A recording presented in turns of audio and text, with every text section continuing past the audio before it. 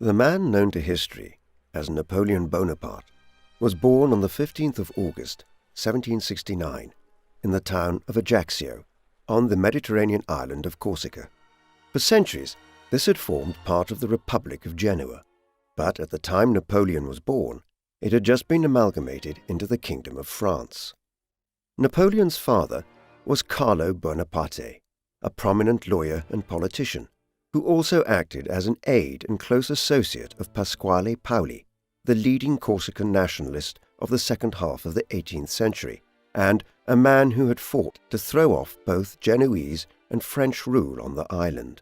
As we will see, the Corsican independence movement shaped much of Napoleon's life and political outlook until his mid-20s.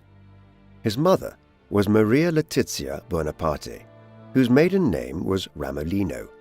Like the Bonapartes, the Ramolinos were a family of Italian origin, originally hailing from the Lombardy region of northern Italy. Her father was a minor official and military officer who had commanded the garrison of Ajaccio before his death in the mid-1750s, after which her mother remarried to a Swiss officer serving in the Genoese navy. Consequently, Napoleon hailed from a family which comprised of prominent Corsican officials and military figures on both sides. Maria Letizia had married Carlo in June 1764, when she was no more than 15 years of age, and Carlo was 18. Carlo having left the University of Pisa on the Italian mainland to return to Corsica and enter what was effectively an arranged marriage to cement ties between two leading Corsican families. Napoleon was the fourth of his parents' 13 children. At a time of very high levels of infant mortality, only 8 of these survived infancy. Maria Letizia's first 2 children were amongst the 5 who didn't survive, and so, growing up, Napoleon only had one older sibling, his brother Joseph, who was born in January 1768. His other surviving siblings were split evenly between 3 brothers, Lucien, Louis, and Jerome, born respectively in 1775, 1778, and 1784, and 3 sisters, Maria Anna, Pauline, and Caroline, born in 1777, 1780, and 1782. Napoleon's 7 siblings would later play an important part in his life, and by extension, the politics of Europe, as their brother promoted them to positions of immense power and prestige on the back of his own success. Collectively, they would eventually number 3 kings, 1 sovereign prince, a queen, a sovereign princess, and a grand duchess. It was a tight-knit family, as Napoleon's nepotism towards his kin clearly indicates, a fact which Bonaparte attributed in later years to the influence of his mother, whom he characterized as a person of immense ability and courage. The Bonaparte family, who spelt their name with a U after the B for much of its history, only changing this in the 1790s, when Napoleon was well into his 20s, was a family of the Italian minor nobility. The paternal line hailed from the Italian mainland, where it had roots in Florence and the wider Tuscany region north towards Liguria, the region of Italy along the northwest coast towards the city of Genoa. The Bonaparte, whose name means good part or good side, had ties here stretching back to at least the 13th century. Napoleon rarely discussed his Italian heritage in later years, but when he did, he exhibited some pride in it, claiming he was an heir of the ancient Romans. The family's ties to Corsica were established in the 15th century, when Francesco Bonaparte, a condottiere or mercenary commander, settled there in his role as a contractor with the Genoese Bank of St. George, the Republic of Genoa having controlled Corsica since the late 13th century. There, he married into the establishment of the town of Ajaccio, such that the Bonapartes became one of the foremost families in the island of Corsica by the 18th century. Although the republican and mercantile nature of the Republic of Genoa ensured that the Bonapartes did not receive noble titles under Genoese rule, no sooner had French rule been established on the island than Carlo Bonaparte was granted a minor noble title in 1771, just a few weeks after Napoleon's second birthday. Despite this swift acknowledgement by the French monarchical government, it should be noted that the Bonaparte family were effectively of Italian origin, and at the time of his birth were Corsican nationalists in their political outlook. Napoleon's early life cannot be understood without an awareness of the history of Corsica in the early modern period.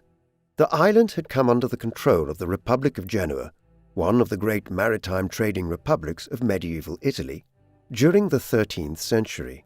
Yet, as early as the 16th century, Genoese control of the island had been threatened by the French, who briefly occupied Corsica in the 1550s in the context of the Italian wars of that time, whereby France and Spain had been vying to attain a dominant position across Italy since the 1490s. Although the Treaty of Cato Cambracies of 1559 resulted in the French relinquishing control of the island back to Genoa, the interminable decline of the Ligurian Republic in the centuries that followed continued to weaken Genoese control over Corsica. As a consequence, a Corsican nationalist movement emerged in the early 18th century. Led by Pasquale Paoli by mid-century, these nationalists proclaimed Corsica to be a republic in 1755, then effectively expelled the Genoese from the island and promulgated a new Corsican constitution. Although Genoa refused to relinquish control of the island, and the Corsican Republic did not gain wide recognition from the other European powers, from 1755 down to the late 1760s, just before Napoleon was born, Corsica was an independent nation in most respects. The establishment of its independence was ultimately the undoing of the Corsican nationalist movement. As early as 1764, Genoa had sought French aid in reconquering Corsica from what it considered to be rebellious subjects. But the French had other ideas, and in 1768 they instead agreed the Treaty of Versailles with the Genoese government, whereby Genoa agreed to cede Corsica to France in exchange for the cancellation of millions of livres of debt, which the Genoese government owed to the French. France had been spurred into acting over concerns that the British would try to acquire Corsica, giving them naval bases less than 200 kilometers from the southern French coast. With the agreement in place with Genoa, the French launched a military invasion of Corsica within weeks. The Corsicans lacked the fleet, artillery and manpower to resist the French, and with Britain refusing requests to intervene on the side of the Corsican nationalists, France made good on its ownership of Corsica within a matter of months. With victory at the Battle of Ponte Novo in early May 1769, the island came completely under French control, while Pasquale Paoli fled from Corsica to Britain. Meanwhile, on Corsica, as French rule began, just weeks before Napoleon's birth, the spirit of Corsican nationalism remained alive and well. As we will see, it was the dominant political ideology of Napoleon's early years.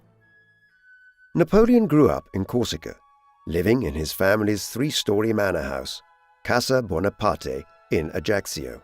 He possibly suffered briefly from a bout of tuberculosis in his youth, which would explain the hacking cough he had for some time, evidence of which was still visible on his left lung a half a century later in the post-mortem carried out after his death.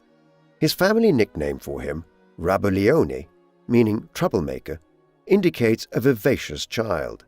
But he was also a prodigious reader, absorbed in histories and biographies from a young age. As he grew up, Alexander the Great, who had conquered the known world as King of Macedon in the 4th century BC, was his idol, closely followed by Julius Caesar. Yet he was also a child of his time, reading works by his near contemporary, Jean-Jacques Rousseau, the great French Romantic Enlightenment philosopher, long before he became a teenager. Even in their youths, there was already a clear sense that Napoleon was much the stronger-willed of his siblings, despite Joseph's seniority. The older sibling certainly did not argue in later years with this arrangement.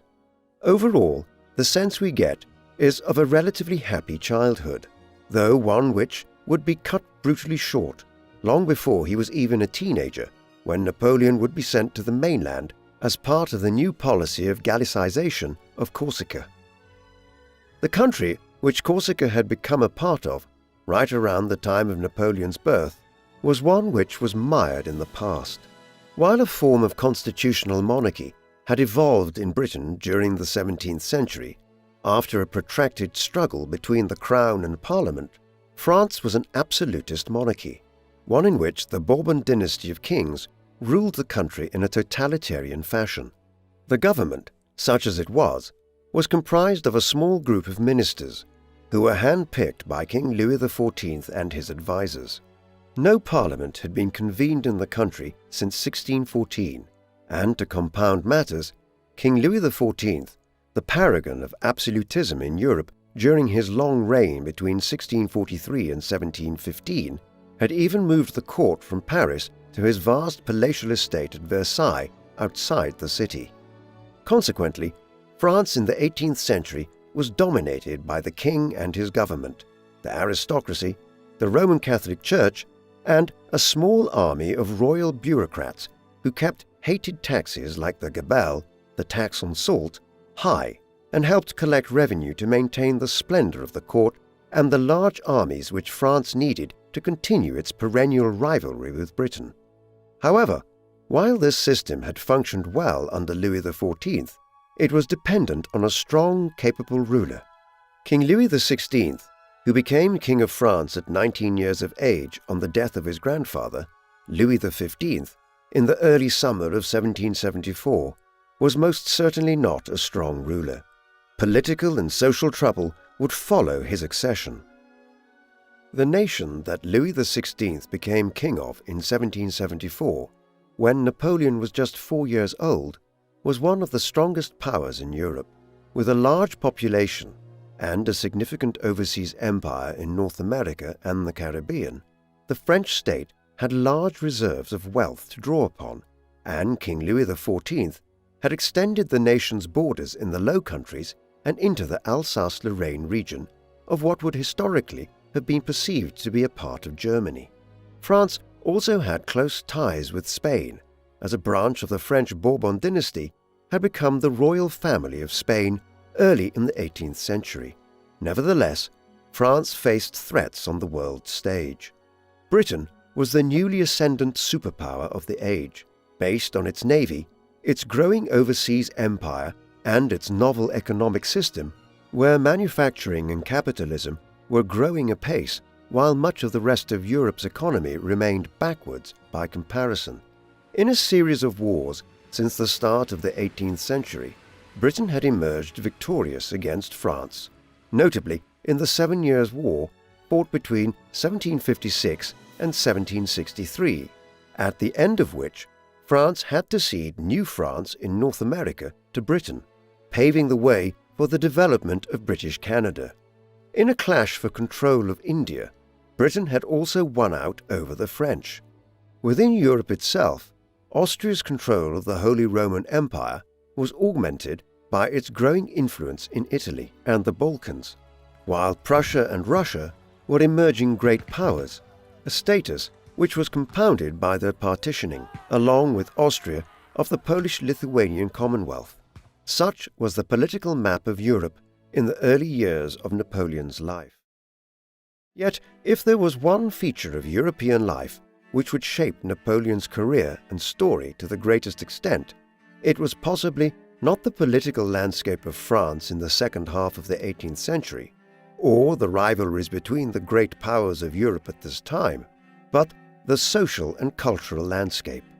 Europe was experiencing profound change in the 18th century, driven by the scientific and medical revolutions of the 17th century and the Enlightenment of the 18th century. Each year brought new technological and scientific breakthroughs, while everywhere old values were being questioned and re-evaluated. Above all, people were conscious that the old institutions of life in Europe were either tyrannical or highly corrupt. These included absolutist monarchies, the powerful Roman Catholic Church, and the instruments of state power, such as censorship and heavy taxation, which were used to keep the wider populace in check. Britain and the newly established United States, which declared its independence from Britain a few weeks before Napoleon's 7th birthday, provided templates for a possible path forwards, either by establishing republics or constitutional monarchies. These ideas were proving very difficult to contain, and in countries like Austria, enlightened monarchs such as Maria Theresa and Joseph II tried to satiate their people's desire for change by introducing major reforms to education, healthcare, and the social hierarchy. But in France, King Louis XV and King Louis XVI made very little effort to do so. In the end, this would have brutal consequences for the man who became King of France when Napoleon was 4 years old. While Pasquale Paoli and other Corsican nationalists had left their homeland in 1769 as the French began hoisting flags above the centre of Ajaccio and other towns, the Bonapartes continued to live there.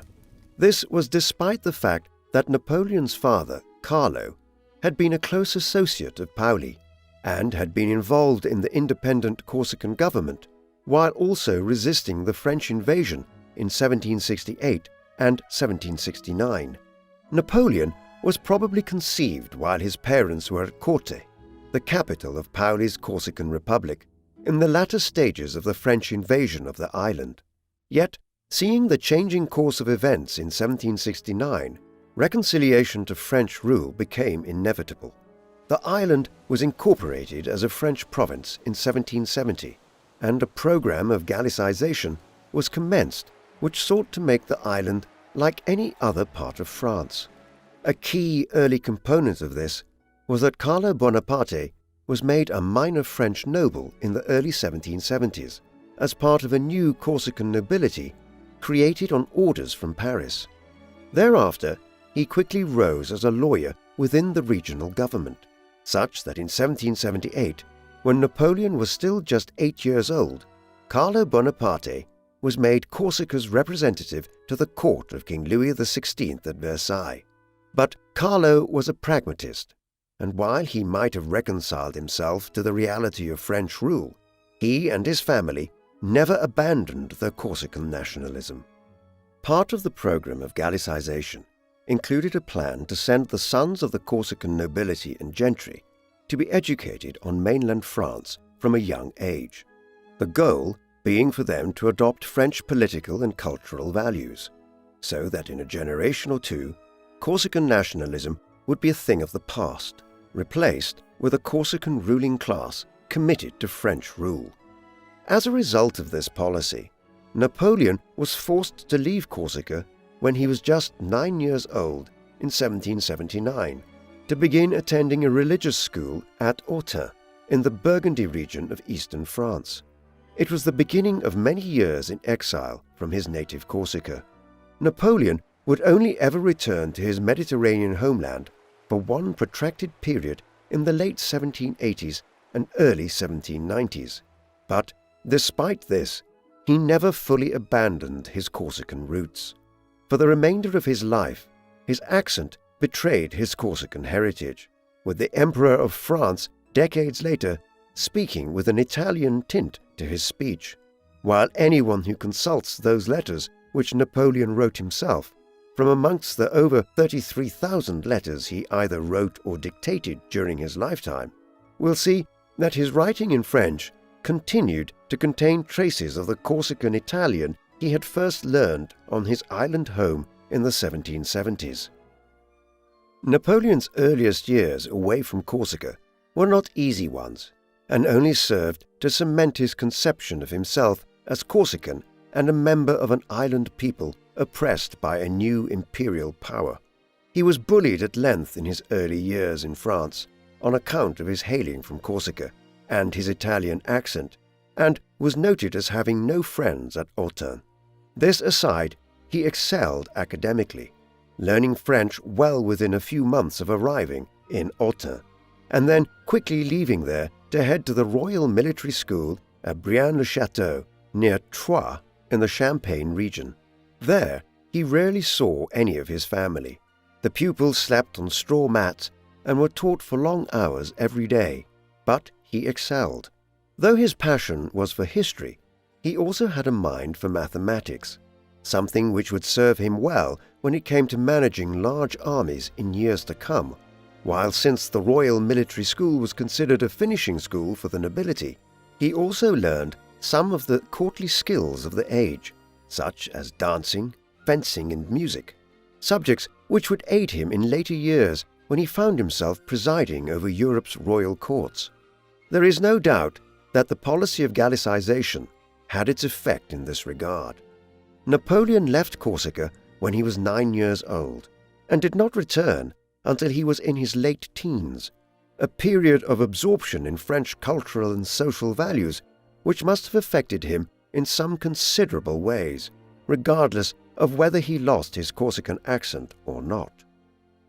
In September 1784, Napoleon sat his final exams at the Royal Military School at 15 years of age, and after easily passing these, he headed for the more advanced École Royale Militaire in Paris.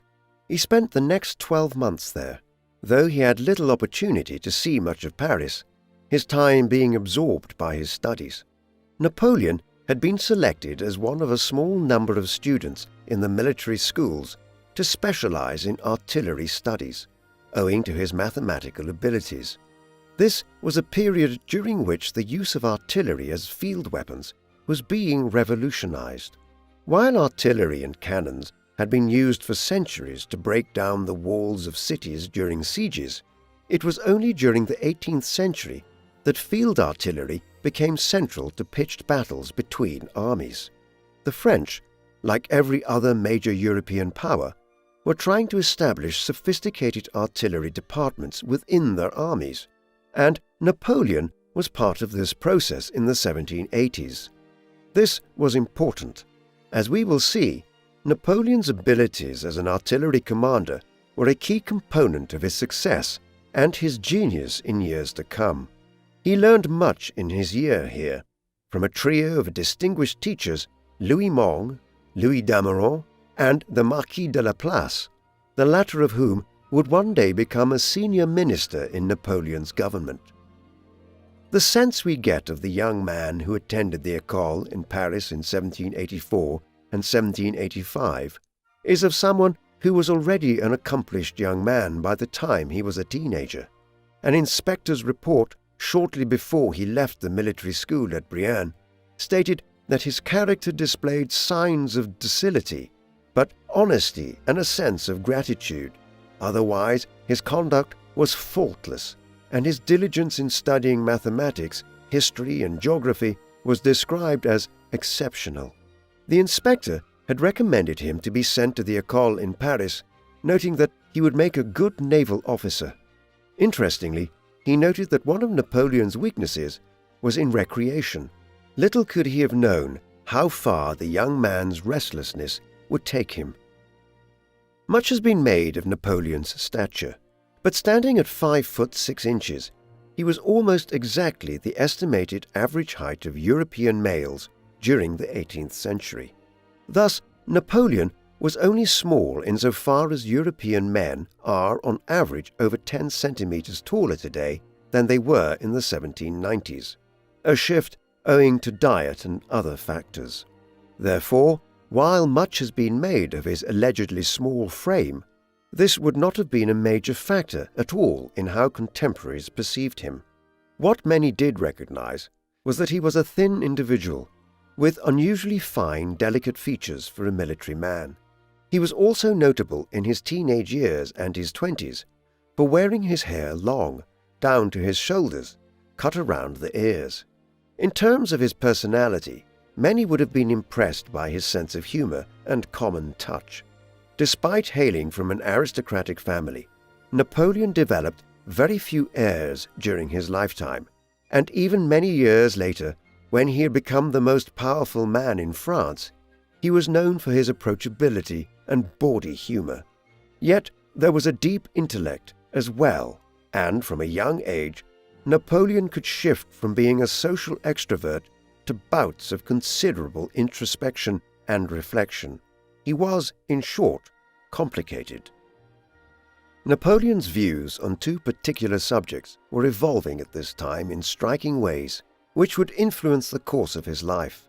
Firstly, despite being raised as a Roman Catholic, in line with both the French and Italian traditions of the time, he became a child of the Enlightenment, in largely rejecting organized religion as he matured into a young man. Napoleon, in his later years, was evidently an atheist in all but name, though few people in the 18th century consciously defined themselves as such. Instead, his new existential outlook began to prioritize action in the world. This was shaped by his understanding of history. As he reported in a letter to the Marquis de Caulaincourt many years later, "The reading of history very soon made me feel that I was capable of achieving as much as the men who were placed in the highest ranks of our annals." Thus, from an early age, Napoleon was conscious that military figures and statesmen had shaped human history through their actions and wished to emulate them. It was lofty ambition for an individual who, although he was born into a powerful enough family on Corsica, essentially hailed from a provincial backwater in European terms, and was far from the center of any major political power when he was born in 1769. On the 24th of February 1785, while Napoleon was studying at the École in Paris, his father died at Montpellier, in the south of France, home of one of the world's oldest medical schools, where Carlo had headed to seek help for his declining health. He was just 38 at the time of his death. The cause of his premature demise has never been fully resolved. Clearly, the ailment came from his stomach, and this has led scholars to assume that he was either suffering from stomach cancer or from a severe ulcer which had led to perforation of his stomach, a condition which would explain the acute state of delirium which Joseph Bonaparte reported his father spent his last days in. This was seemingly a hereditary condition, and Napoleon's own premature death over 35 years later would be from related causes. Back in 1785, news of his father's death cut Napoleon to the core. He deeply respected Carlo, despite the fact that he had only seen him twice in the previous 6 years. His demise might well explain Napoleon's lifelong distrust of doctors, while his premature death saw Napoleon become the spiritual head of the family, vaulting past his older brother Joseph to exercise what his younger brother Louis called the greatest superiority among the Bonapartes. Carlo's death, quite possibly, also inspired Napoleon's drive in life, with the young Bonaparte adopting the attitude that he needed to make his mark on the world early, for fear that he would not live to be an old man. Just a few short months after Carlo's passing, Napoleon took his final assessment at the École in Paris, his family's declining financial situation having necessitated that Bonaparte condense 2 years of study into one. Despite this, he passed, becoming the first Corsican to graduate from France's most esteemed military academy. He was quickly commissioned on the 1st of September 1785 as a second lieutenant into the Compagnie d'Autun of bombardiers within the 1st Battalion of the Régiment de la Fère, one of France's oldest artillery regiments. However, he immediately had to take some leave to attend his family's financial affairs. Carlo Bonaparte, despite his success as a lawyer and latterly as a diplomat, had left his family in financial trouble, primarily owing to a decision to borrow 137,500 francs, a very sizable sum of money at the time, from the government in order to establish a mulberry tree plantation back in Corsica. The business venture failed, and shortly after Carlo's death, the government began seeking repayment of the grant money. It was the beginning of several years in which Napoleon was forced to solicit any official he knew in both Corsica and Paris for relief from the Bonapartes' financial malaise. Relief did not come, and legal challenges followed. The result was that the family were facing destitution in the mid to late 1780s, and primarily viewed the outbreak of the revolution in 1789 as a boon, because it might result in their debt simply being cancelled or forgiven. Realizing that there would be no quick fix to the Mulberry debacle in 1785, Napoleon took up his position with the Régiment de la Fère in the town of Valence, on the banks of the Rhône, midway between Lyon and Marseille in the late autumn. His life here as a junior officer, who remarkably had only just turned 16 years of age, was Spartan, owing to the family's financial circumstances. His room at Valence had only a bed, an armchair and a table, while he was known to impose on the goodwill of local cafes and restaurants in times of thrift, though he more than compensated those who were generous to him in these lean years when he became wealthy in later times. His time at Valence was otherwise a continuation of his studies for the most part, as France was not at war in the mid-1780s, nor preparing for a conflict. His reading material included Niccolò Machiavelli's historical writings on Florence, histories of many European countries, Enlightenment works by Voltaire and Rousseau, and some of the 17th century dramatist Jean Racine's writings, which Napoleon possibly employed in an effort to win over a young woman he was courting by the name of Caroline de Colombier. Elsewhere, his writings of the time indicate that despite his inculcation into French society and position as a commissioned officer in the country's army, he had lost none of his ardor for the cause of Corsican nationalism. Early in the summer of 1786, Napoleon composed an essay which he entitled On Suicide. This 2-page treatise considered his position in the world and the fallen nature of humanity. Interspersed with this was his anguish about the broken nature of Corsican identity. Much of what he wrote in this can be attributed to a fatalistically romantic streak which was derived in part from his reading of Jean-Jacques Rousseau's writings since he was a child. But there is doubtless a certain sense of a depressed and anguished young man here, one who felt oppressed by his situation and isolated of Valence. A year later, he was in Paris, fighting his family's ongoing legal and financial difficulties in the courts of the capital, where he appears to have lost his virginity to a prostitute he met in the center of the city, and with whom he walked through the gardens of the Palais Royal that night.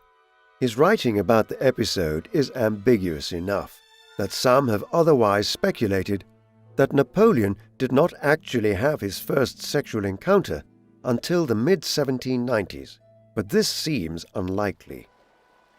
In the autumn of 1786, Napoleon returned to Corsica for the first time since he had left his homeland as a child back in early 1779. Incredibly, this was the first time that he met his 3 youngest siblings, Pauline, Caroline, and Jerome.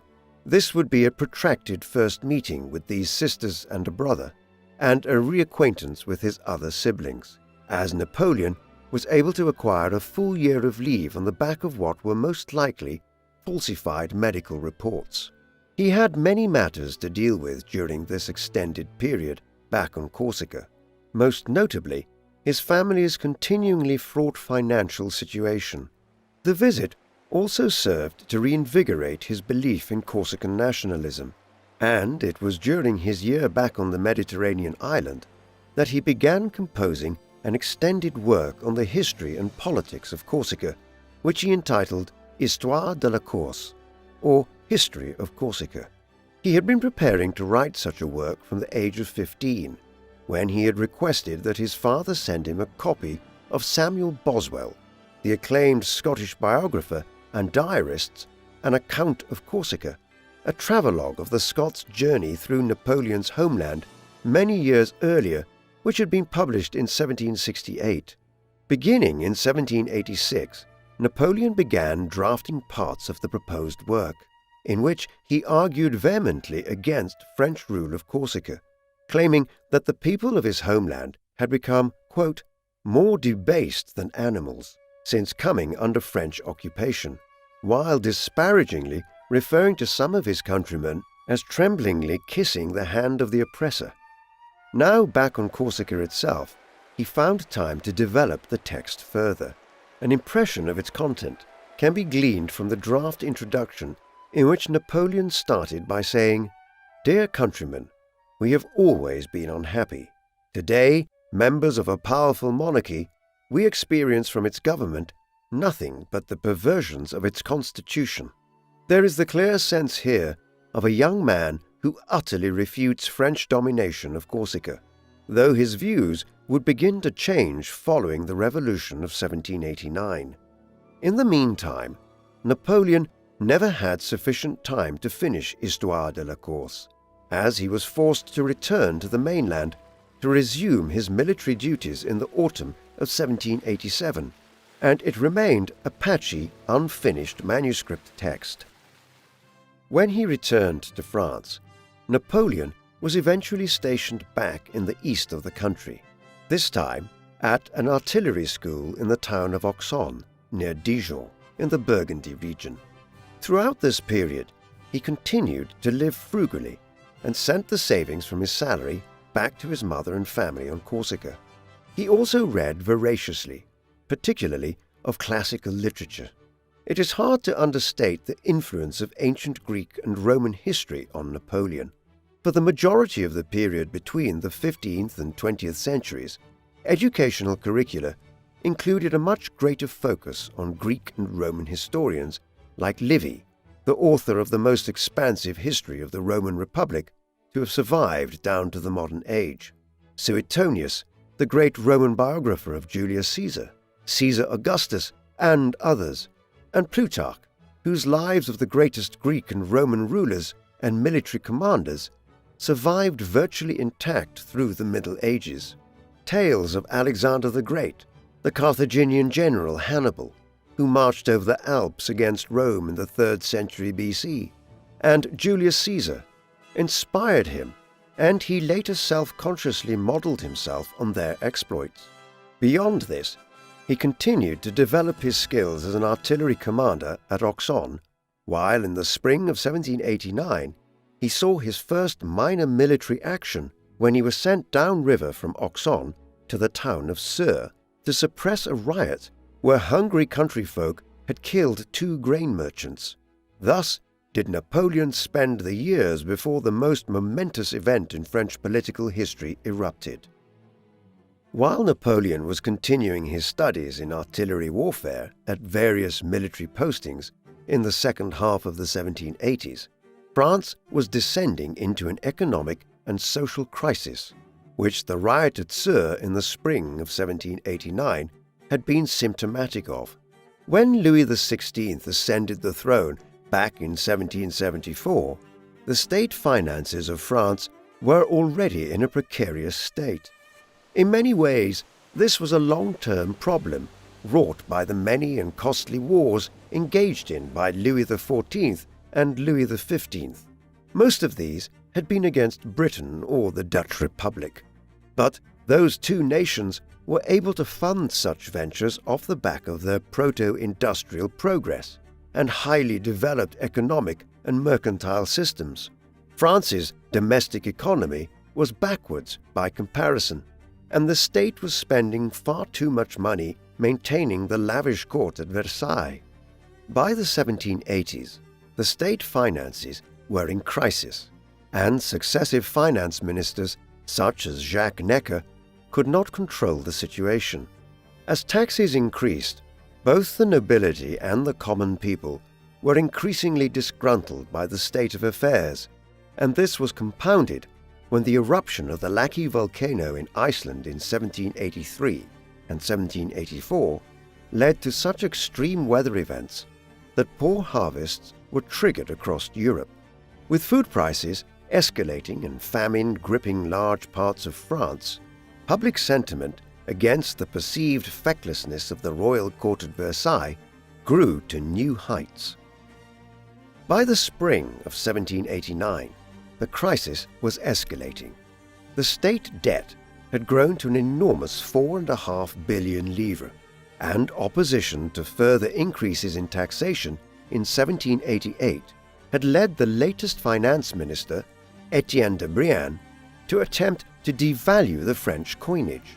As any armchair economist today knows, this will simply trigger heavy inflation, which is exactly what happened in 1788 and into early 1789. This hit the poor and farmers worst, and social tensions increased. In a desperate last-ditch effort to remedy the situation, Louis XVI recalled Jacques Necker as his finance minister, having dismissed him from that post several years earlier. But Necker effectively indicated that there was little he could do without being able to draw down a large subsidy from the nation. This was a common way of alleviating fiscal crises in medieval and early modern times in Europe. But such a subsidy could only be acquired by convening Parliament and the Crown making concessions to the political nation. Given that the French Parliament, the Estates-General, had not sat in 175 years, they would doubtlessly have a lot to discuss and would demand a lot of concessions and reforms in return for granting a subsidy. Thus it was, in the awareness that a political firestorm was being opened in doing so, that Louis XVI summoned the Estates-General in January 1789. It took several months for elections to be held across the country, but on the 5th of May 1789, the approximately 1,200 delegates representing the French people convened at Versailles.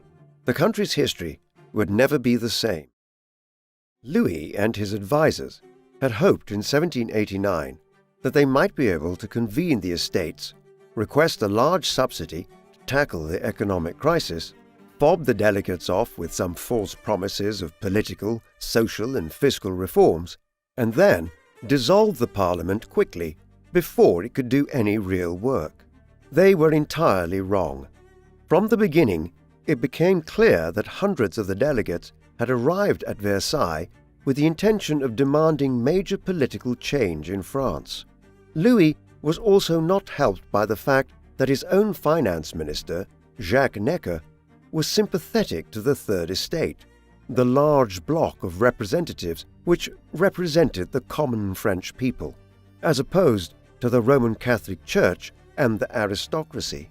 Weeks of wrangling followed, as the delegates tried to form committees to discuss various matters, but the king's parliamentary managers attempted to focus on taxation and financial matters.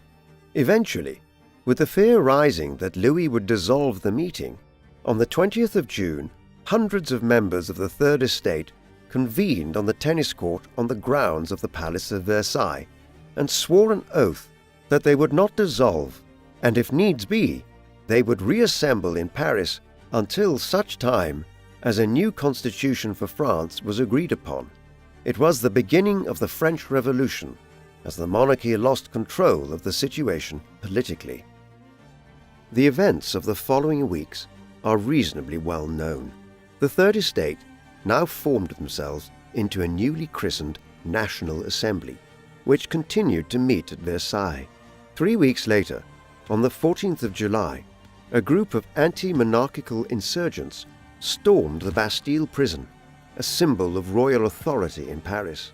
On the 4th of August, the National Assembly declared an end to the feudal order of society, abolishing the concept of the nobility being a higher class than the ordinary French people, in line with the principles of the Enlightenment, while, on the 26th of August, the Assembly issued the Declaration of the Rights of Man, a seminal document in the creation of modern liberal democracy.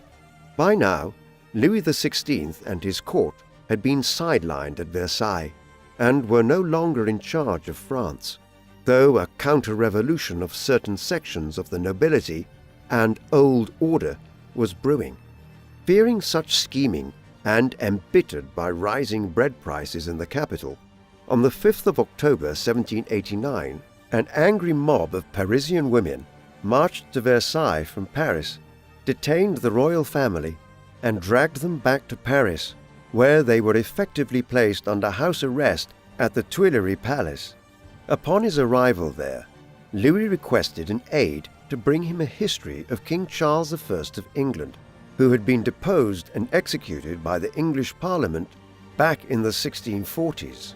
Within days, the Revolutionary Parliament, now named the National Constituent Assembly, moved its business to Paris and began planning France's new constitution.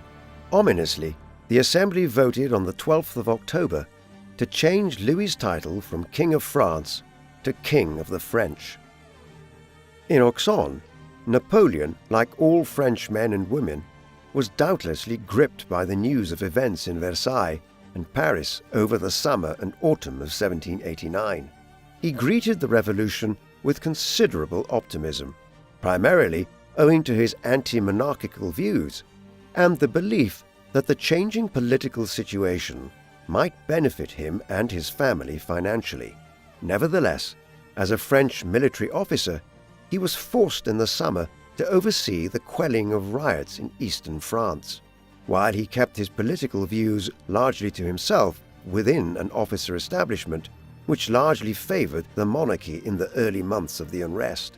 In August 1789, he obtained a fresh period of leave and headed back to Corsica, where he found that several of his siblings were also early supporters of the revolutionary movement, particularly his older brother Joseph and next youngest brother Lucien. In the weeks that followed, Napoleon established himself as one of the most vocal and prominent supporters of the revolutionary cause on the island, and particularly so in his native Ajaccio, urging others to fly the new tricolor flag which had been adopted by the National Assembly at Versailles as the new emblem of the country over the old gold and blue fleur-de-lis flag of the French monarchy. Corsica's politics during the early years of the revolution were complex. Elsewhere in France, there were regional struggles between those who supported the revolutionary movement and the National Assembly and National Constituent Assembly on the one hand, and those who defended the old order of monarchy, aristocracy, and church on the other.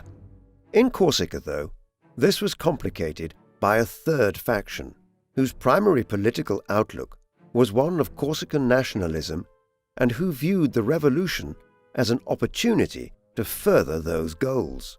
The island would be torn apart from the summer of 1789 onwards by these three factions: revolutionaries, monarchists, and nationalists. The monarchists were led by reactionary elements amongst the church and landholders on the island, who stood to lose from the overthrow of the old order. But they were nowhere near as significant a faction in Corsica as they were elsewhere in France. The Corsican nationalist faction were the strongest of the three, though their spiritual leader, Pasquale Paoli, was absent from the Mediterranean for the time being, albeit in exile in England. He was keeping a close eye on matters and preparing to return to Corsica on short notice. Finally, the revolutionary movement there was soon led by Napoleon in Ajaccio and Antoine Christophe Salicetti in Bastia, Salicetti being a deputy to the Assembly in Versailles and then Paris. Napoleon's brother Joseph was also prominent in the revolutionary camp on Corsica, after he was elected as mayor of Ajaccio. In 1790, Salicetti also convinced the National Constituent Assembly to have Corsica made a French department, an administrative rezoning, which solidified its position as part of France. However, the position of figures like Napoleon, Joseph Bonaparte, and Salicetti was complex, combining support for the revolutionary government with a certain degree of nationalist ardor as well, wishing to have the revolutionary ideals promulgated across Corsica, while also maintaining a fair degree of regional autonomy. Despite his position as a leading figure in the island's politics in late 1789 and early 1790, Napoleon could not remain on leave indefinitely, particularly so since the regional unrest which was occurring incessantly across the country required military action, and many of Napoleon's fellow officers with royalist sympathies were absent without leave. Therefore, he technically returned to duty in the spring of 1790, yet he was able to remain on Corsica for a time, where he was instructed to oversee the maintenance of stability on the island, a situation which placed him in a position of being able to support his political views on the revolution as a member of the island's garrison. This involved him in bloody events, notably in the summer of 1790, when a violent insurrection in Ajaccio required Napoleon to call in his troops to restore public order. Nevertheless, it is clear that there was still a fair degree of internal turmoil for Napoleon concerning the evolving political situation, as his views on Corsican nationalism and support for the revolution's goals wrestled with each other. This is clear from his ongoing efforts in 1790 to find a publisher for his history of Corsica, sending a draft copy to the prominent Enlightenment thinker, the Abbé Raynal. He dated the covering letter as Year One of Liberty, a reference to the revolutionary idea of dating the beginning of modern history from the Revolution of 1789. But the text's espousal of the cause of Corsican independence points to a fundamental conflict in his political outlook which the revolution had brought about. In July 1790, Pasquale Paoli returned to Corsica after just over 2 decades in exile in Britain. The National Constituent Assembly had offered pardons to thousands of individuals across France in late 1789 and early 1790, and Paoli had been amongst them. He was given a hero's welcome as he arrived back on the Mediterranean island, with Napoleon and his brother Joseph prominent amongst those who turned up to witness his disembarkation at Ajaccio. Paoli was quickly acknowledged as the new leader of the Corsican Assembly and was made lieutenant of the island. However, while the Bonapartes did their best to accommodate and welcome the great champion of Corsican nationalism in the weeks following his return, relations quickly began to fray, in large part owing to Paoli's actions. Pasquale viewed the Bonapartes as having betrayed the Corsican cause, when Napoleon's father, Carlo, had decided to remain with his family on the island following the French occupation in 1769 and conformed to the French government. Paoli also inflamed sentiments amongst prominent natives of Ajaccio, like the Bonapartes, by moving the administrative capital to the town of Bastia, on the other side of the island to Ajaccio. Hence, within weeks of Paoli's return to Corsica, he had been installed as the foremost political figure on the island, but was already in growing conflict with Napoleon and his family. Matters were also moving quickly in Paris at the heart of the revolution, where what was happening was very different in the early 1790s from what was occurring on faraway Corsica. Following the removal of the royal family and the National Constituent Assembly to Paris in October 1789, events accelerated.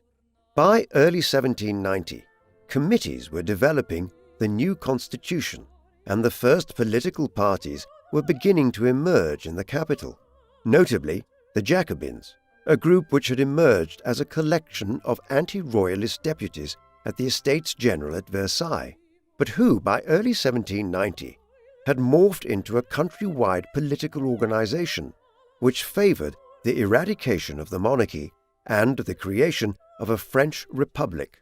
The Jacobins and other groups spent much of 1790 attacking the privileges and wealth of both the Roman Catholic Church and the aristocracy, implementing an oath which the clergy had to swear to the French state rather than the king or the Pope that summer. Then, on the 3rd of September 1791, the National Constituent Assembly finally adopted the new French constitution, the first ever written constitution of France. It provided the framework for France to be governed as a constitutional monarchy, one in which the king and his ministers would play a largely symbolic role in the governing of the country, while real power would rest with a newly created Legislative Assembly, one which came into existence on the 1st of October 1791 and succeeded the National Constituent Assembly. As great as these advances were in fostering the goals of the revolutionaries of 1789, they were under considerable threat. In the days following their imprisonment in Paris in October 1789, the royal family began soliciting aid from Europe's other powers.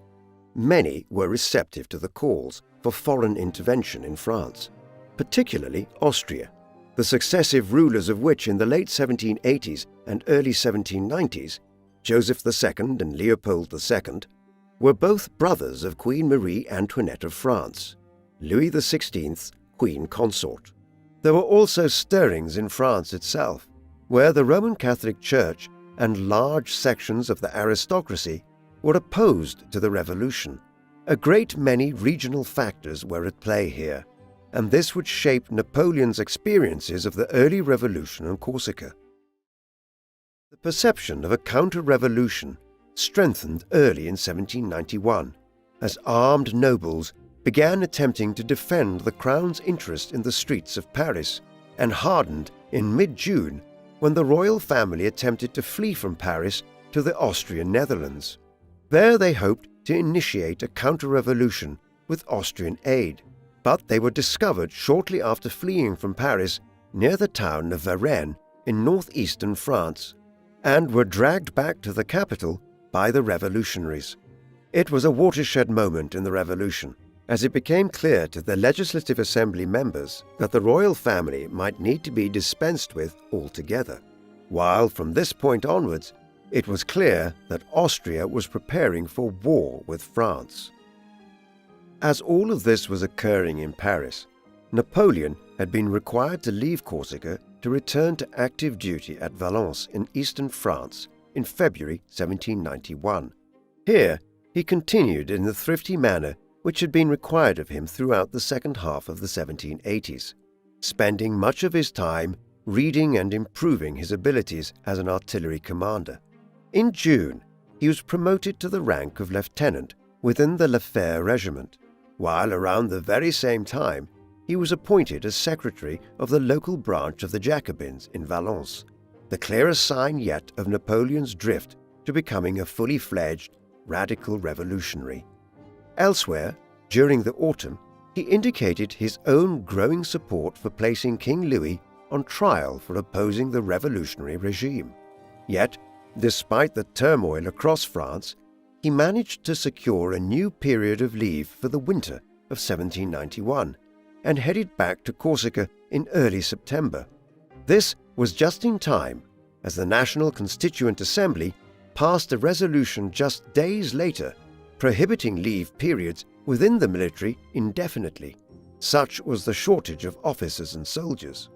Back on Corsica, he found that the island's politics had become more fractious, as the competing nationalist, revolutionary, and royalist factions vied for power in the various towns and regions.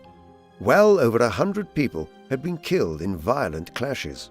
On the other hand, the death of Napoleon's great-uncle Luciano in mid-October saw the family receive a significant sum of money in his will, which alleviated the Bonapartes' financial problems to some extent. During Napoleon's latest period of leave, the international situation was shifting against France once more. On the 27th of August 1791, Emperor Leopold II of Austria and King Frederick William II of Prussia issued a declaration from Pillnitz Castle in Dresden in Germany, which affirmed that the welfare of King Louis XVI and Queen Marie Antoinette was of communal interest to Europe's monarchs, and that they intended to begin building a coalition to defend the monarchy in France. It was the beginning of a gradual shift towards outright war, plans for which escalated in the months that followed as the Austrian and Prussian governments coordinated their efforts with the growing number of French nobles and church leaders who had fled France to cities like Vienna and Berlin. As yet, several of the other European powers were uncommitted, notably Britain, which, as a constitutional monarchy, that had confronted its own growing absolutist monarch in the 17th century, was less concerned about the anti-monarchical sentiments of the revolution, but held France to be its foremost rival for power, both in Europe and overseas in regions like North America and India. It also feared the growing radicalism of the revolution, but remained uncommitted to going to war in 1791.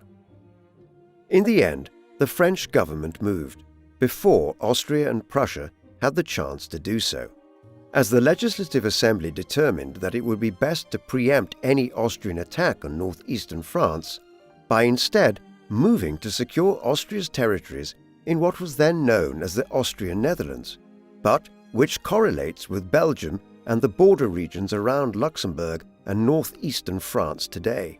Thus, on the 20th of April 1792, a French revolutionary army invaded the Austrian Netherlands in the first act of what would eventually come to be known as the War of the First Coalition.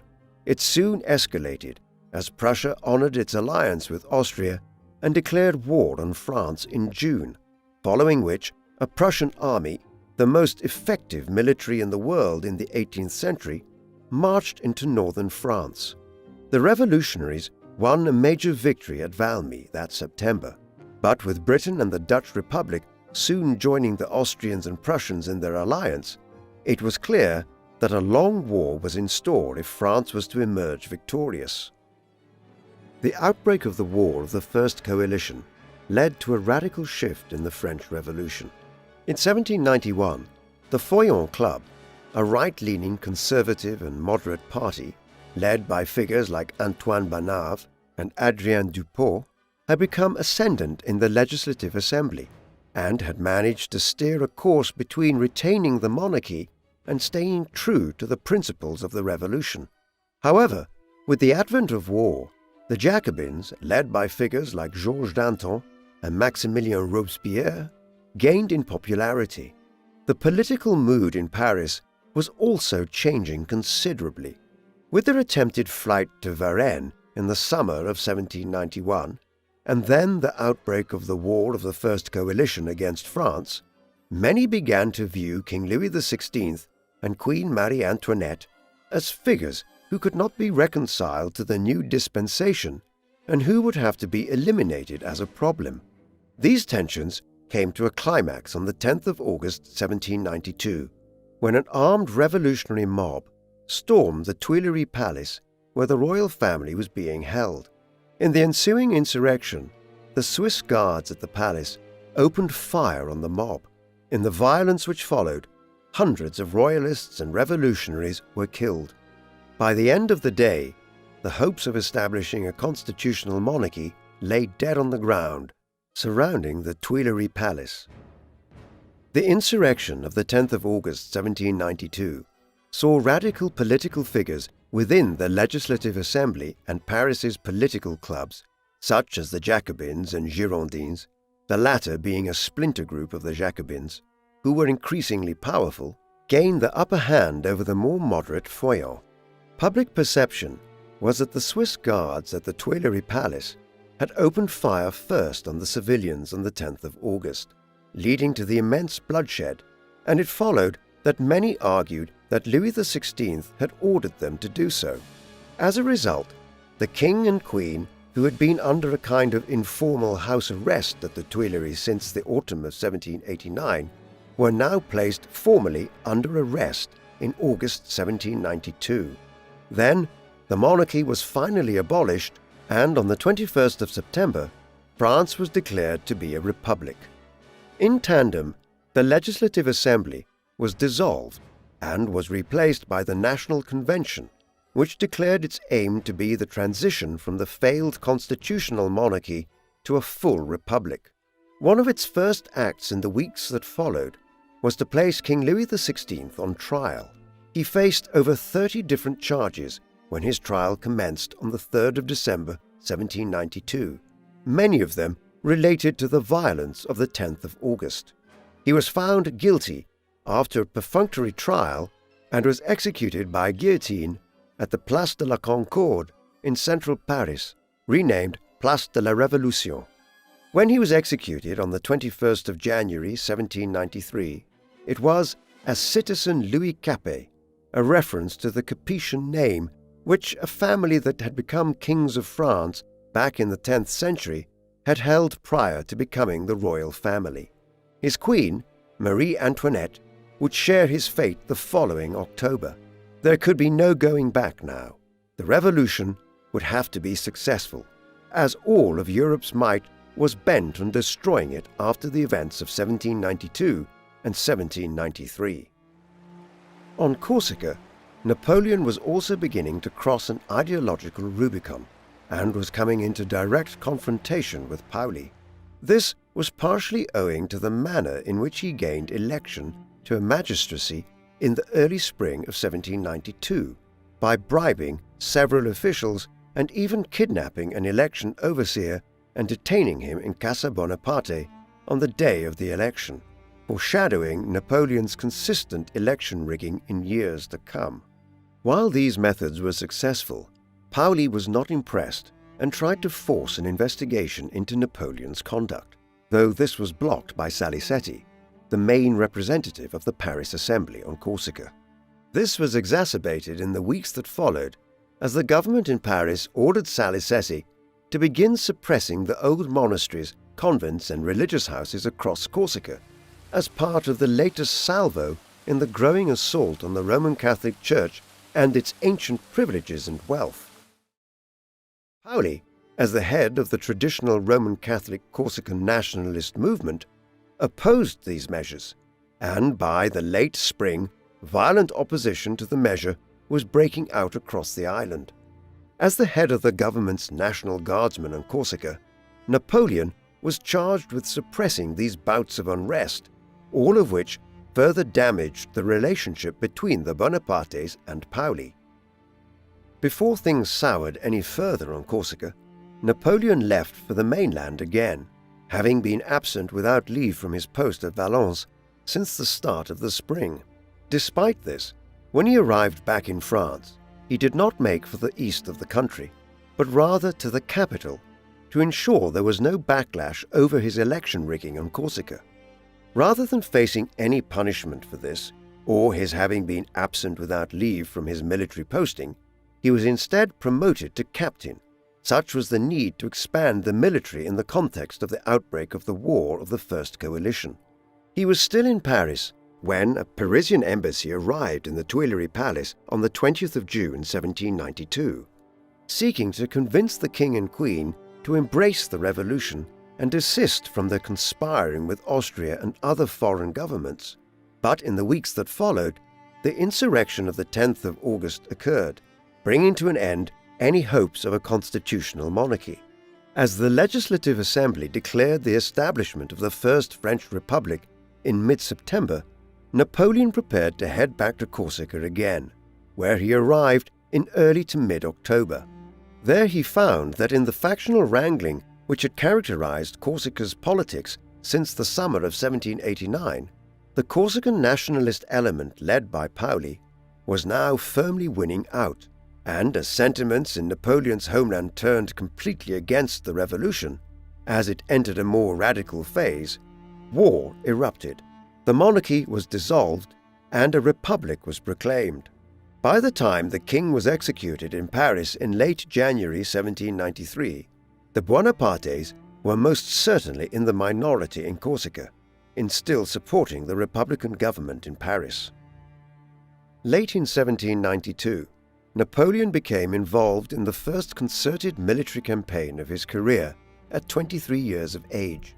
This involved a military expedition to the island of Sardinia, Corsica's larger southern neighbor. In the 18th century, Sardinia was controlled by the Kingdom of Savoy-Piedmont, the core of which was located along the French-Italian border region and stretched into the plain of Lombardy, with its capital at Turin. Savoy had refrained from becoming involved in the War of the First Coalition, fearing its territory would be easily exposed to French attack. Nevertheless, with the British already having existing bases in the Balearic Islands, and considering trying to occupy Corsica, securing Sardinia was thought vital to protect southern France, by the government in Paris. Accordingly, a plan was devised by the revolutionary government during the course of 1792 to invade Sardinia. The expedition would consist of forces from mainland France, but also contingents from Corsica. Paoli appointed his nephew, Pierre de Cesare Rocca, to lead the Corsican expeditionary force, with Napoleon as his second in command. However, the Corsican expedition was consciously sabotaged by Paoli, who feared the implications for his quasi-autonomous control over Corsica if Paris occupied the more southerly island. Due to this, the Corsican contingent with Napoleon did not arrive in the waters off Sardinia until late February 1793, by which time the French contingent from the mainland had been in place in Sardinia for 2 months, waiting for them, and were unable to take the city of Cagliari without reinforcement. The delay in sending the expedition was not the only method employed by Paoli with his nephew Cesare, acting as his proxy to disturb the Sardinia expedition. Once they finally arrived in Sardinia, the expedition attempted to seize the heavily fortified island of La Maddalena, which protected the northern sea routes to Sardinia. But when the attack was ready to be commenced, Cesare pulled back large sections of the Corsican contingent, claiming that there were reports of a mutiny amongst his troops. A further delay in attacking La Maddalena and proceeding onward to Cagliari followed. Then, the Spanish, who had entered the war of the First Coalition against the French just days earlier, dispatched a fleet from North Africa to Sardinia. This shifted the balance of the campaign, and the French and Corsicans had no option but to abandon the Sardinia expedition. As they departed Sardinia, Napoleon was incensed, believing that Cesare had invented the claims of a possible mutiny amongst the troops in order to sabotage the expedition. The stage was set for a final showdown with Paoli back on Corsica. The entire Sardinia debacle also ensured that the man who would conquer most of Europe over the next 20 years was actually part of a humiliating defeat during his first senior military command. Back on Corsica in the summer of 1793, the divisions between Paoli and the Bonapartes were becoming more acute following the Sardinia expedition, exacerbated by Paoli's decision to begin courting the British, a plan being worked out for a Royal Navy expedition to occupy the island in 1794, after which a Corsican republic would once again emerge, albeit as an enemy of France in the War of the First Coalition. When he learned of this, the split between Napoleon and Paoli became terminal. On the 23rd of May 1793, a Paulist mob attacked Casa Bonaparte, ransacking Napoleon's childhood home and damaging it considerably. The die was now cast, and there could be little going back in the all-out clash between the stalwart Corsican nationalist and Napoleon, who had ultimately chosen the French Revolution over the Corsican nationalist movement of his youth. On the 31st of May, he attempted, along with the revolutionary government's troops on Corsica, to seize Ajaccio in a last-ditch effort to usurp Paoli's position, but they lacked both the troops and ammunition necessary to continue the struggle, and Paoli had far too much domestic support to fear being overthrown. Consequently, Napoleon took the decision in early June 1793 that he and his family would have to flee from Corsica and head for the French mainland. The Bonapartes left Corsica on the 11th of June, heading for the French port city of Toulon, just to the southeast of Marseille.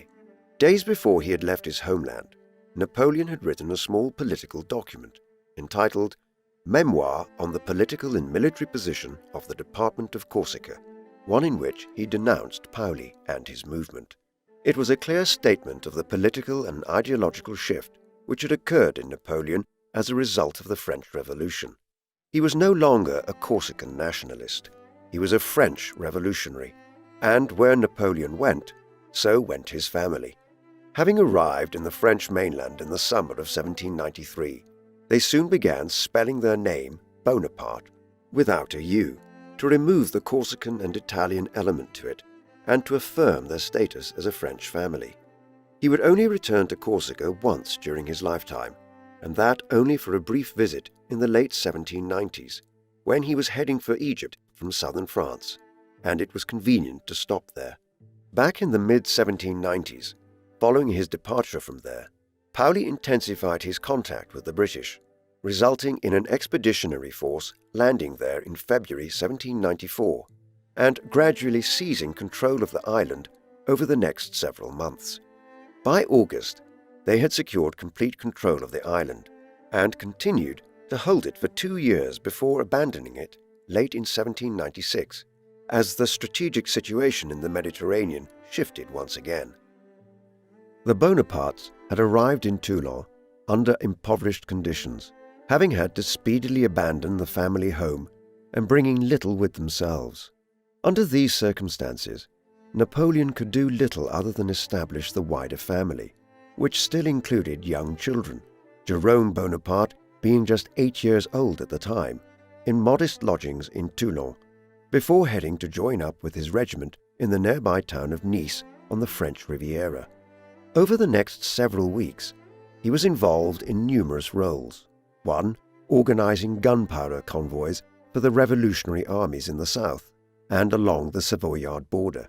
It was during this period that he composed a significant text entitled La Soupe de Beaucaire, a fictionalized supper at which French military officers debate the current revolts and war throughout France.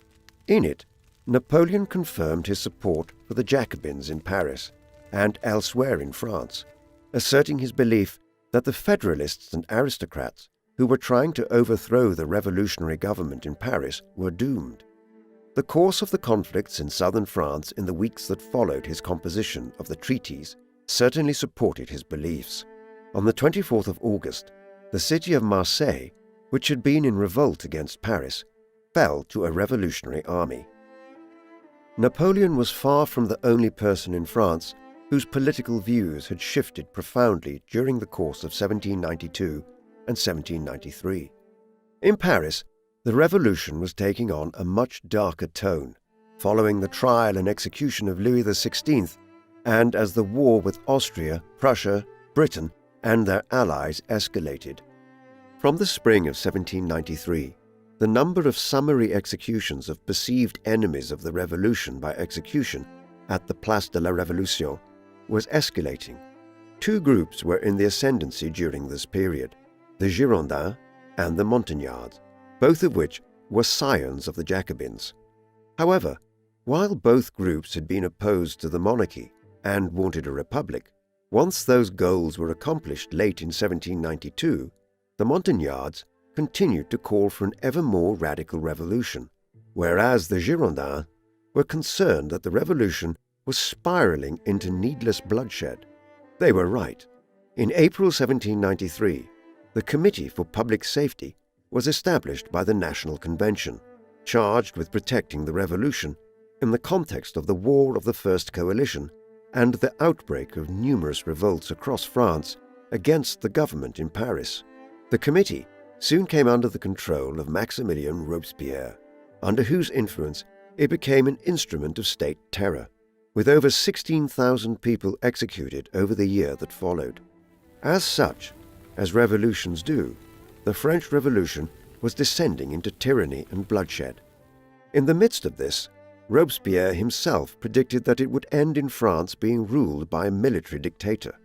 When he uttered that statement, the man he was hypothesizing the existence of was a little-known Corsican military officer in the south of France. While the reign of terror was beginning in Paris, the country itself was undergoing a period of intense internal conflict, not unlike that which had racked Corsica throughout the early 1790s when Napoleon was there. This had begun in the Vendée, a coastal province of western France to the south of Brittany, in March 1793, when a coalition of Roman Catholic and Royalist opponents of the revolutionary government in Paris seized control of several of the major towns in the region, including Saumur and Angers. The Federalist revolts expanded across France that summer, as many local governments and regional populations became disillusioned with the growing violence of the Committee for Public Safety and the centralization of political power in Paris. A number of these revolts were also driven by regional tensions and unrest in cities like Lyon, Marseille, and Bordeaux. Many of these federalist revolts were short-lived bouts of protest against the government, but others were more sustained, notably in Bordeaux, a city which was a strong supporter of the Girondins and which was unwilling to accept the arrest and execution of many of the Girondin leaders in Paris in the summer of 1793. The Federalist revolts across France in the summer of 1793, combined with the escalating international war with Austria, Prussia, Britain, and the Dutch Republic, presented an unprecedented threat for the revolution. Never had its future looked so uncertain, and there was a real possibility that the counter-revolutionaries, or powers like Austria and Britain, would secure enough regional victories to threaten the security of the French Republic in Paris. To avoid this eventuality, drastic measures were needed.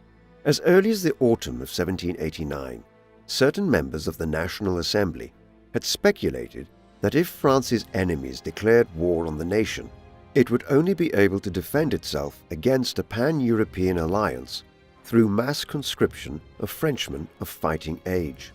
This was a wholly novel concept in Europe at the time, where for centuries wars between the European powers had been carried out by relatively limited armies of mercenaries or professional soldiers who had chosen to join the military. As a result, 10 or 20,000 men on the battlefield constituted a major battle in any war. Now, on the 23rd of August 1793, in response to the threats it faced, the National Convention issued a decree whereby every Frenchman of able body aged between 18 and 25 who was unmarried was to be conscripted for military service with immediate effect. The Levée en masse, as this program of mass conscription became known, allowed the revolutionary government to increase its armed forces to hundreds of thousands of men by 1794. In due course, it would allow Napoleon to conquer most of Europe, but it also opened up a Pandora's box of unwanted effects, which would ultimately result in the carnage of the two world wars during the first half of the 20th century. In the south of France, the priority in the early stages of the Federalist revolts was to recapture Marseille. As we have seen, this was accomplished on the 24th of August, but the port city of Toulon, just to the southeast of Marseille, where Napoleon and his family had landed after leaving Corsica early that summer, had also been taken over by the Federalists. Even as the tricolour was being hoisted once again atop public buildings in Marseille, the rebels in Toulon called on the British and the Spanish, both of whom had a significant naval presence in the Mediterranean, to send aid to them. The recently appointed Commander-in-Chief of the British Mediterranean Fleet, Samuel Hood, responded with a combined British, Spanish, Savoyard, Sardinian, and Neapolitan expeditionary force of over 6 ships and more than 15,000 troops. With the arrival of this sizable contingent of Allied troops in Toulon, the French port town became the epicenter of the war of the First Coalition in southern France in the autumn of 1793, one which the Republican government needed to recapture in order to maintain control of the Mediterranean waters off southern France. Accordingly, General Jean-François Carteau, who had just overseen the recapture of Marseille, initiated a siege of Toulon in the last days of August 1793. It would last for several months and was lent an extra political dimension in early October when the Royalists and British in Toulon declared Louis XVI's 8-year-old child to be King Louis XVII, despite his ongoing detention by the revolutionaries in Paris. Napoleon was soon involved in the siege of Toulon, in part because of his sheer proximity to the city when the siege began in the final days of August, in part owing to his reputation as a knowledgeable artillery commander, and in part because his old ally from Corsica, Salicetti, had shown up in southern France as the Republican government's political commissioner within Carteau's army. He recommended that Napoleon be given a senior command in the siege, and Carteau, who had a major lack of skilled artillery officers, was more than happy to oblige. Therefore, by mid-September, Napoleon was appointed to command Carteau's artillery division on the right flank of his forces during the Siege of Toulon. In the weeks that followed, as the Republican forces surrounded Toulon and began the siege, Bonaparte's remit was extended until he was effectively in control of the entire artillery command in the besieging army of approximately 30,000 men, in large part because Salicetti and other officers and political commissioners were soon reporting back to Paris that the other artillery officers were incompetent. This was a major problem in the French revolutionary armies during the early stages of the War of the First Coalition, and there was room for ambitious and talented young men like Napoleon to rise to positions of considerable seniority within the French army at this time by demonstrating their abilities and effectiveness. Napoleon was central to French victory at Toulon. A high promontory stands over the town of Toulon, and it was here in the autumn of 1793 that the Royalists and British had established one of their key defensive sites at Fort Mulgrave.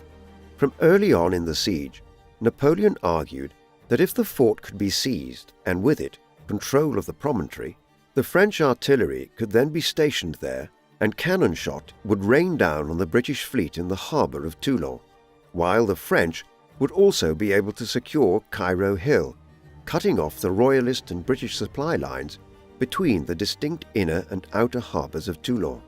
On the other hand, securing the promontory would be a difficult task, given the paltry state of the revolutionary forces at Toulon, many of whom were undertrained, undersupplied, and led by ineffective commanders.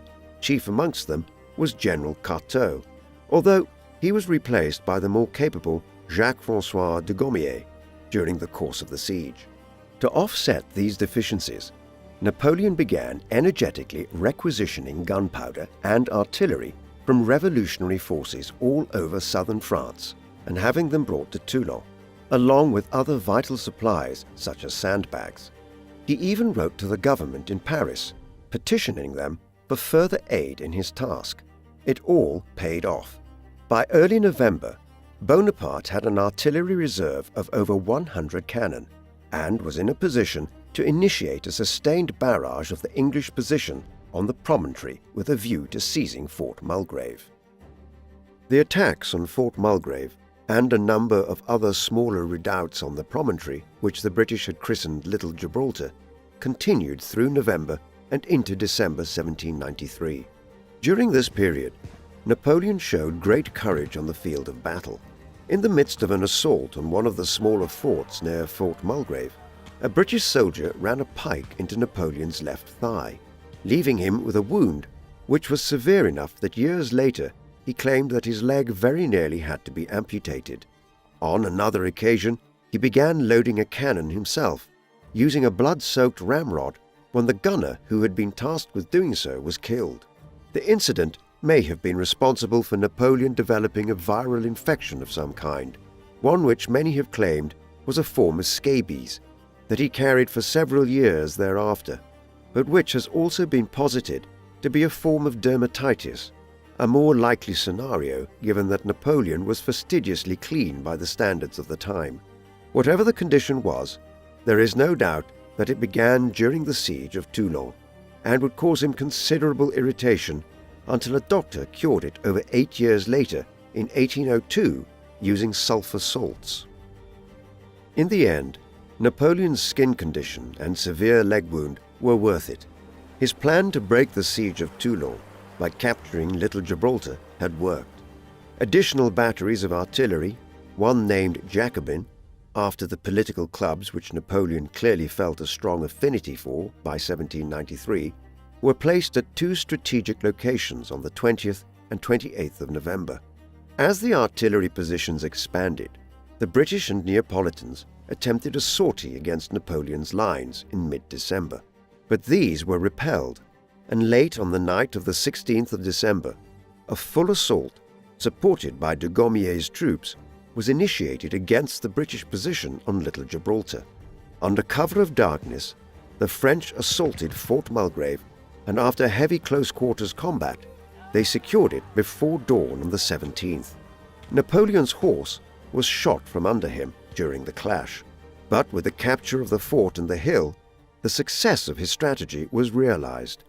As dawn broke on the 17th, the revolutionary forces began moving cannon into place to lay fire on the Royalist, British, Spanish, and other Allied ships and positions below. When they began assailing the harbor, 2 Spanish ships carrying large gunpowder consignments were hit, creating an explosion which ripped through the fleet in the harbor below. With Little Gibraltar lost to the French, their fleet badly damaged from the explosions, and the position of the town utterly precarious now, the British, Spanish, and other ships and forces began to withdraw from Toulon, and negotiations were initiated to bring about the surrender of the town, which duly followed on the 19th of December, 1793. Writing concerning his role in the new republic's victory, the commander-in-chief of the siege, General de Gaumier, stated, "I have no words to describe Bonaparte's merit, much technical skill, an equal degree of intelligence, and too much gallantry."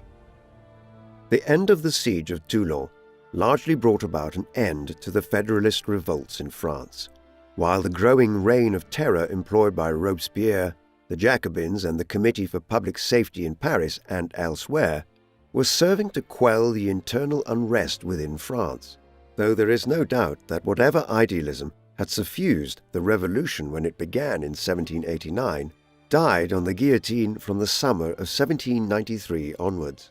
By the end of the year, the revolutionary government had largely seized back control of all of France, and the counter-revolution was being brought to an end. The note of finality to the early stages of the revolution occurred not just with Toulon, but also with the execution of Marie Antoinette in October 1793. But though the last links with the monarchy had been severed, and the civil war at home had come to an end, the war of the First Coalition against France's many international enemies was still very much underway. As the year ended, the government in Paris was at war with Austria, Britain, the Dutch Republic, Spain, Naples, Sardinia, Portugal, Prussia, and numerous smaller states in Italy and Germany, as the entire continent combined to crush the political abomination which it perceived to be occurring in France. However, the mid-1790s would bring striking success for the French and the beginning of its ascent as the preeminent power on the continent. Napoleon's role in the Siege of Toulon was a highly significant moment in his career and in his rise to power. It was the point at which he transitioned fully from being a Corsican nationalist with considerable potential to being a revolutionary soldier who was increasingly noticed by his superiors in Paris and elsewhere. Yet, we should not overemphasize the extent of his successes during the siege. In particular, it would be wrong to suggest, as many studies of Bonaparte have, that Toulon constituted his first major military victory. For certain, he contributed to it, but he was not in command of the siege, and while he might have distinguished himself during the course of it, it does not rank with his massive campaign successes in Italy in the late 1790s or Central Europe in the mid-1800s. Nevertheless, he had distinguished himself considerably in the action, and he was credited with having played a significant part in the French victory at Toulon by his superiors. The war minister and other officials in Paris were impressed, and on the 22nd of December 1793, just 4 days after the final capture of Toulon, word was received that at just 24 years of age, Napoleon was to be elevated to the office of brigadier general within the French army. It was the beginning of his meteoric ascent.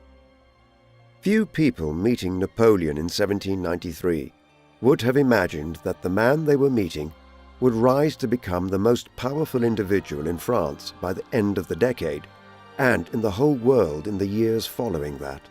In fact, Napoleon's career up to the early 1790s had in many ways pointed towards him becoming an opponent of France.